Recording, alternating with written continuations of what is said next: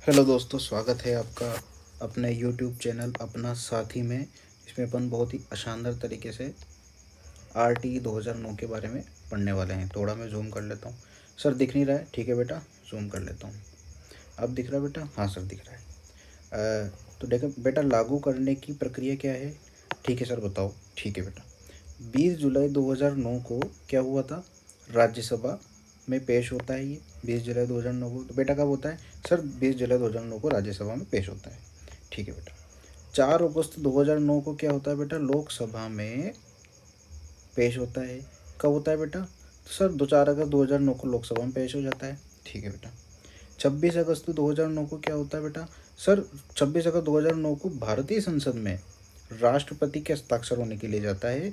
और उस समय राष्ट्रपति कौन थी? अपनी प्रतिभा देवी सिंह पाटिल। प्रतिभा पाटिल जो थी अपनी महिला राष्ट्रपति थी उस दिन।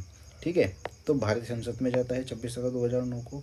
29 अगस्त 2009 को क्या होता है? अधिसूचना क्या हो जाती है? जारी हो जाती है। और लागू कब होती है? संपूर्ण भारत में लागू कब होती है बेटा? तो सर 1 अप्रैल 2010 को लागू होती है। ठीक है बेटा, संपूर्ण भारत में लागू हो जाती है। JNK को छोड़कर, जम्मू और कश्मीर को छोड़ देते हैं। तो बेटा किस किस को छोड़ देते हैं? कि सर जम्मू और कश्मीर को छोड़ देते हैं। ठीक है, RTE लागू करने वाला विश्व का 135वां देश बनता है। कौन बनता है बेटा? तो सर 135वां देश कौन बनता है सर? तो बेटा 135वां देश बनता है, भारत बनता है RTE लागू करने वाला। ठीक है, राजस्थान में RTE लागू। तो सर राजस्थान में RTE कौन सा लागू होता है? तो बेटा राजस्थान में निःशुल्क एवं अनिवार्य बाल शिक्षा अधिकार अधिनियम 2011 लागू होता है। 2011 क्यों होता है? क्योंकि इसको क्या होता है, राजस्थान में कुछ इसमें संशोधन करते हैं। और संशोधन करने के बाद 2011 में इसको लागू करते हैं। 29 मार्च 2011 को लागू करते हैं। मतलब जारी होता है 29 मार्च 2011 को और लागू होता है 1 अप्रैल 2012 को। समझ गए बेटा? हाँ सर, समझ गया। ठीक है, आगे बढ़ते हैं। RTE में कितने अध्याय हैं सर? ठीक है, बताता हूँ। RTE में 7 अध्याय हैं, 38 धाराएं हैं और 1 अनुसूची है। अब मत भूलना कभी। ठीक है सर, RTE में 7 अध्याय, 38 धाराएं और 1 अनुसूची है। ठीक है बेटा? जी सर, ठीक है। अब अपन सबसे पहले अध्याय वाइज चलते हैं। ठीक है सर, अध्याय वाइज अपन चलेंगे बेटा। अध्याय 1 में क्या है? प्रस्तावना मेंशन की गई है। क्या मेंशन की है बेटा? कि सर अध्याय 1 में प्रस्तावना मेंशन की गई है। ठीक है बेटा, अगर आपने अपना यूट्यूब चैनल सब्सक्राइब नहीं किया है तो अभी कर लीजिए। ठीक है सर, कर लेते हैं। Okay, very good. सबसे छोटा अध्याय इसको माना गया है बेटा। ठीक है, ठीक है सर, सबसे छोटा अध्याय। इसमें कितनी धाराएं हैं बेटा? सर 2 धाराएं हैं इसमें। ठीक है बेटे, वेरी गुड। धाराएं कितनी हैं? 2 धाराएं हैं। धारा 1 में क्या है सर? तो धारा 1 में बेटा नाम एंड विस्तार के बारे में बताया गया है। ठीक है बेटा? जी सर, ठीक है। अब इसमें नाम क्या बताया गया है सर? तो नाम बताया गया है बेटा निःशुल्क व अनिवार्य बाल शिक्षा अधिकार अधिनियम 2009। अब कभी नहीं बोलोगे ना बेटा? ठीक है सर, निःशुल्क व अनिवार्य बाल शिक्षा अधिकार अधिनियम 2009 के बारे में इसमें नाम इसका दिया गया है। ठीक है सर। सर इसका विस्तार तो सर बेटा इसका विस्तार जो है संपूर्ण भारत में, कहाँ पर? संपूर्ण भारत में, जम्मू कश्मीर को छोड़कर। जम्मू कश्मीर वैसे अब आ चुका है।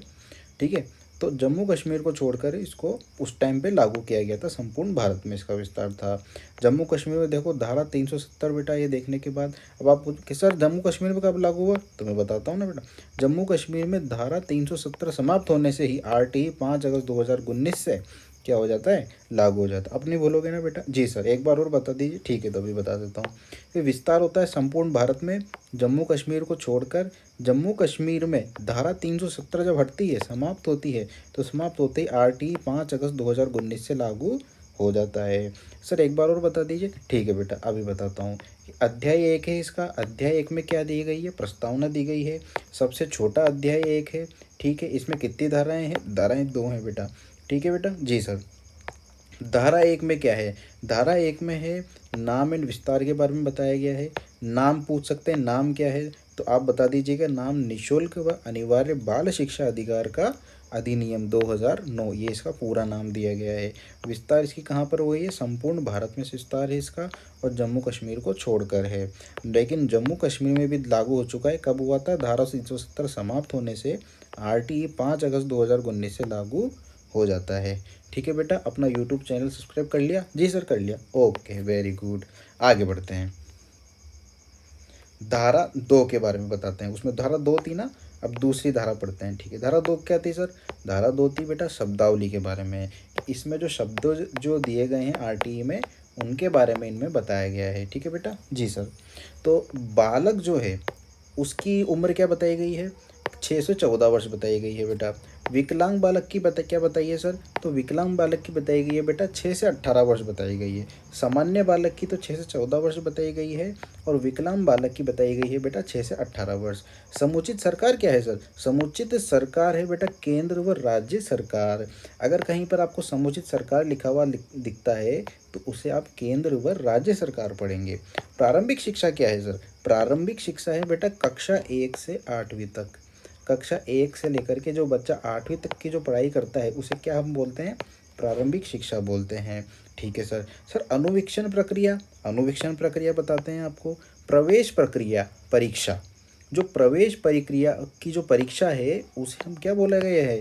अनुवीक्षण प्रक्रिया बोला गया है। कहीं अगर लिखा हुआ अनुवीक्षण प्रक्रिया आता है तो उसे बेटा आप क्या पढ़ोगे? प्रवेश प्रक्रिया परीक्षा।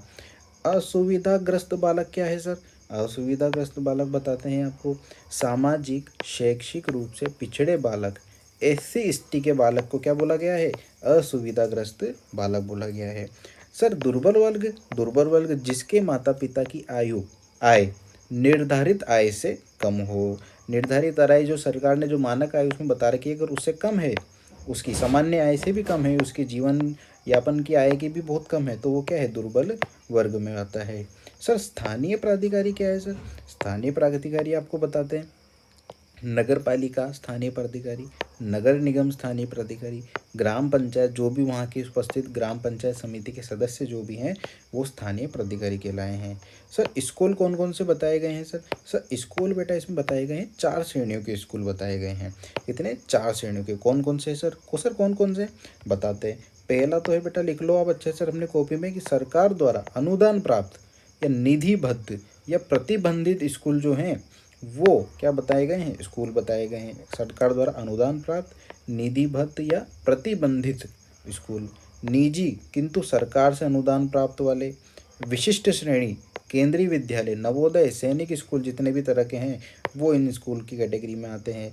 निजी विद्यालय अनुदान नहीं मिलता जिनको, वो प्योर जो निजी विद्यालय हैं उनको क्या बोला गया है? इस स्कूल की कैटेगरी में लिया गया है। सर एक बार और बता दीजिए 4 श्रेणी। बिल्कुल बता देते हैं बेटा।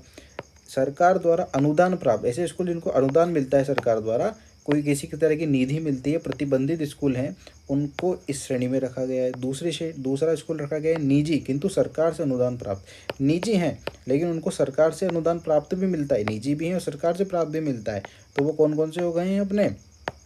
निजी किंतु सरकार से अनुदान प्राप्त। तीसरे नंबर का स्कूल कौन सा है बेटा? विशिष्ट श्रेणी, जिसमें केंद्रीय विद्यालय, नवोदय विद्यालय, सैनिक स्कूल जो आते हैं वो सारे विशिष्ट श्रेणी में रखे गए हैं। और निजी विद्यालय अनुदान नहीं मिलता, जो प्योर निजी हैं बिल्कुल, वो कौन से हैं? इसमें निजी विद्यालय माने गए हैं। ठीक है, पता चलिए बेटा। जी सर, आगे बढ़ते हैं। ओके बेटा, आगे बढ़ते हैं। नोट देखिए, शिक्षा समवर्ती सूची का विषय यहाँ पर माना गया है। बेटा मैं यहाँ पर आपको नोट्स लाया हूँ, बिल्कुल शॉर्ट्स नोट्स हैं ये। अगर आप इनको पढ़ लोगे तो बहुत अच्छे से क्वेश्चन आप सोल्व कर पाओगे। समझ में आ रहा है ना बेटा? जी सर, बहुत अच्छे से। और आप आगे बढ़ा दीजिए सर। ठीक है बेटा, अभी बढ़ाते हैं। तो इसमें नोट देख लीजिए, शिक्षा है वो कौन सी सूची में आता है? समवर्ती सूची में आता है, राज्य सूची में नहीं आता है। शिक्षा कौन सी सूची में आता है? समवर्ती सूची का विषय आता है। ठीक है बेटा, समझ में आ गया? जी सर, बिल्कुल आ गया सर। अध्याय 2 बताइए। अब अध्याय 2 पढ़ते हैं बेटा। ठीक है सर, ठीक है। अध्याय 2 क्या है? निःशुल्क एवं अनिवार्य शिक्षा के इसमें क्या बताए गए हैं? प्रावधान बताए गए हैं। सर अध्याय 2 में क्या बताया गया है? अध्याय 2 में प्रावधान बताए गए हैं। किसके सर? निःशुल्क एवं अनिवार्य शिक्षा के प्रावधान बताए गए। इसमें विस्तृत उल्लेख मिलता है। धाराएं 3 से 5 है इसमें। तो धाराएं कौन सी है बेटा? इसमें 3 से 5 बताइए। 3, 4 और 5, 3, 4 और 5 धाराएं, इसमें 3 धाराएं बताई गई है। सर कौन कौन सी है? अभी बताते हैं आपको कौन कौन सी है। बिल्कुल, अभी लो। धारा 3 आप देखो, आरटीई के तहत निःशुल्क एवं अनिवार्य शिक्षा प्राप्त करना बालक का अधिकार होगा। तो अधिकार अपने बताया है किसमें? धारा 3 में, कि आरटीई के तहत निःशुल्क एवं अनिवार्य शिक्षा प्राप्त करना बालक का क्या होगा? अधिकार होगा। बालक के पास अधिकार होगा कि वो निःशुल्क और अनिवार्य शिक्षा प्राप्त करे स्कूल से, ये बालक का अधिकार होगा। ये धारा 3 में बताया गया है। ठीक है बेटा, समझ गए? जी सर, बिल्कुल समझ गया। ओके बेटा, धारा 04 कौन सी है? धारा 04 है, बालक को आयु के अनुसार कक्षा में स्थान देना होगा। 6 वर्ष का बालक प्रथम कक्षा में स्थान देगा। नोट, बीआरसीएफ द्वारा ऐसे बच्चों को 3 माह का प्रशिक्षण दिया जाएगा। कौन से, अगर कोई मान लो कोई अगर है उसमें दिक्कत उसको, तो उसमें उसको 3 महीने का प्रशिक्षण दिया जाएगा। ठीक है, तो धारा 4 समझ में आई सर? सर एक बार और समझाओ धारा 4। बिल्कुल बेटा, अभी समझाते हैं। बालक को आयु के अनुसार, यानी जो उसकी जो आयु है उसके अनुसार उसको कक्षा में क्या दिया जाएगा? स्थान दिया जाएगा।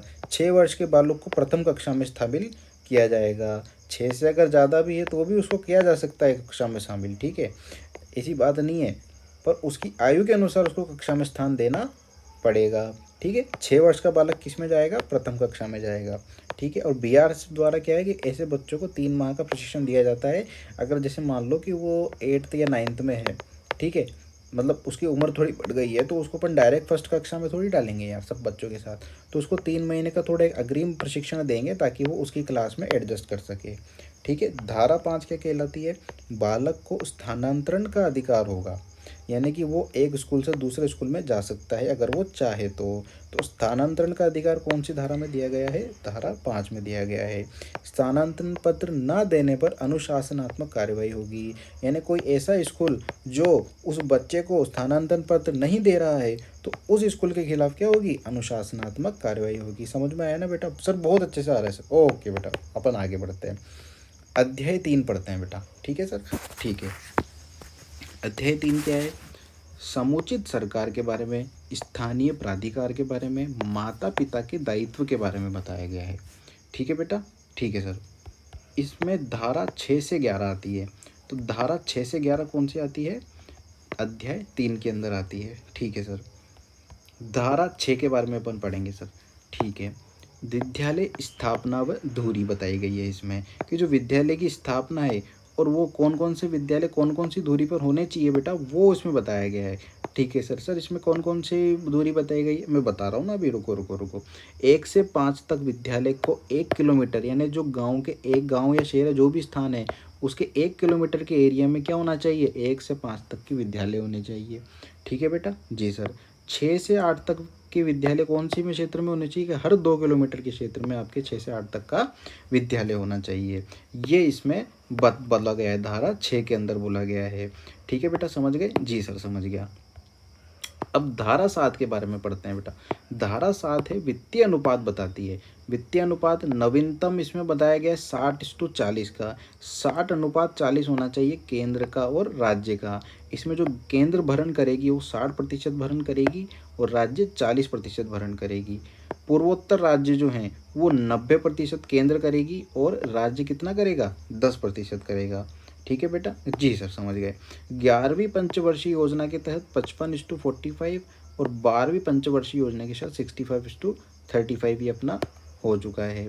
धारा 8 के बारे में अपन पढ़ेंगे। तो समुचित सरकार के कर्तव्य, धारा 8 में क्या बताया गया है? समुचित सरकार के कर्तव्य बताए गए हैं।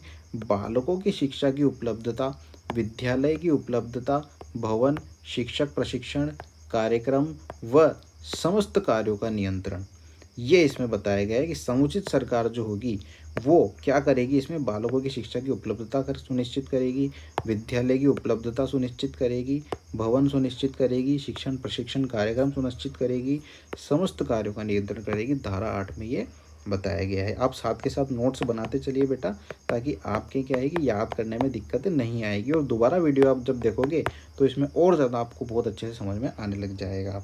तो आगे बढ़ते हैं बेटा। जी सर, आगे बढ़िए। धारा 9, धारा 9 में क्या बताया गया है बेटा? स्थानीय प्राधिकारी के कर्तव्य बताए गए हैं। जो स्थानीय प्राधिकारी के कर्तव्य हैं वो किस में बताए गए हैं? धारा 9 में। वहाँ पे क्वेश्चन आएगा कि धारा 9 में बताया गया है प्राधिकारी के कर्तव्य, माता पिता के कर्तव्य, विद्यालय के कर्तव्य, तो उसमें क्या आएगा? स्थानीय प्राधिकारी के कर्तव्य, ये आएगा उसमें। ये आपको याद करना है। धारा 10 में क्या बताया गया है बेटा? धारा 10 में बताया गया है माता पिता के कर्तव्य बताए गए हैं कि प्रत्येक माता पिता या अभिभावक का दायित्व होगा कि वे बालकों को शिक्षा दिलाए। क्या दिलाए? बालकों को जो शिक्षा दिलाए, ये माता पिता का कर्तव्य होगा। ये किस धारा में बताया गया है? धारा 10 में बताया गया है। धारा 11 में क्या बताया गया है?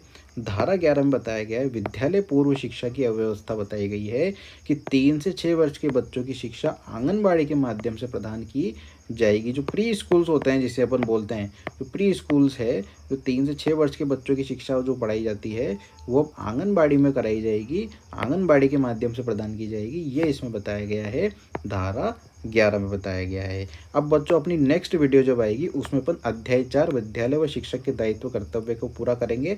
इसलिए हमारे चैनल पर बनी रही है और हमारे चैनल को सब्सक्राइब कर दीजिए और वीडियो को लाइक कर दीजिए। अच्छी लगी होगी, मज़ा आया होगा आपको पढ़ने में।